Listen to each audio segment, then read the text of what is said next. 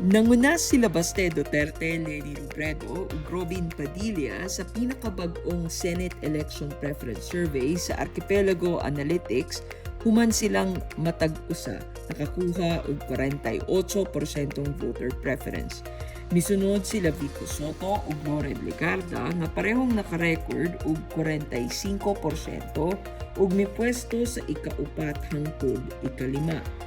Nakasulod usab sila Raffy Tulfo ug Alan Peter Cayetano nga parehong nakakuha og 42% ug mipwesto sa ikaunom hangtod ikapito. Mikompleto sa top 10 sila Pulong Duterte, Francis Escudero ug Mark Villar nga matag-usa naka-record og 39% voter preference. Gisundan sila nila Jose Sixto Gonzales III o Dingdong Dantes ug Grace Poe nga parehong nakakuha og 35% ug mikompleto sa top 12. Gipakita usab sa survey nga adunay mga kandidato nga pipila na lang ka porsyento ang gilay-on sa gitawag nga winning circle. Sila Jinggoy Estrada, Ben Bitag Tulfo, Nancy Binay, Joy Belmonte ug Jose Marie Borja Visceral o Vice Ganda parehong nakakuha ng 33%. Misunod sila Jimmy Bondoc, Juan Edgardo Sonny Angara ug Manny Pacquiao nga matag-usa naka-record ug 30% ug mipwesto sa ika-18 hangtod ika-20 nga ranggo.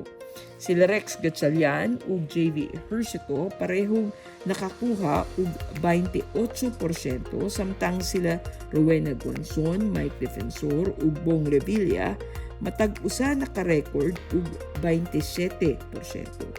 Misunod sila Vince Dizon ug Ralph Recto nga adunay 24%, samtang sila Benhur Abalos, Franklin Drilon ug Mar Rojas parehong nakakuha og 21%. Sa ubos nga bahin sa listahan sila Gringo Honasan, Francis Tolentino ug Haide Mendoza matag-usa naka-record ug 19% voter preference. Misunod sila Philip Salvador, Willie Revillame ug Bonifacio Bosita nga matag-usa nakakuha og 14%.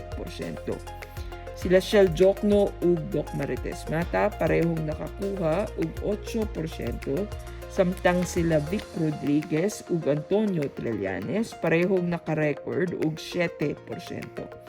Misunod sila Teddy Casino ug Calyodi de Guzman nga matag-usa nakakuha og 5%. Mikompleto sa listahan sila Pastor Apollo Quiboloy, Teacher Franz Castro ug Martin Romualdez nga matag-usa nakakuha og 4% voter preference. Gihimo ang survey gikan Mayo 26 hangtod Hunyo 2, 2026 pinaagi sa atubangang interview sa 2,637 ka mga respondent nga 18 anyos pataas gikan sa tibuok nasod.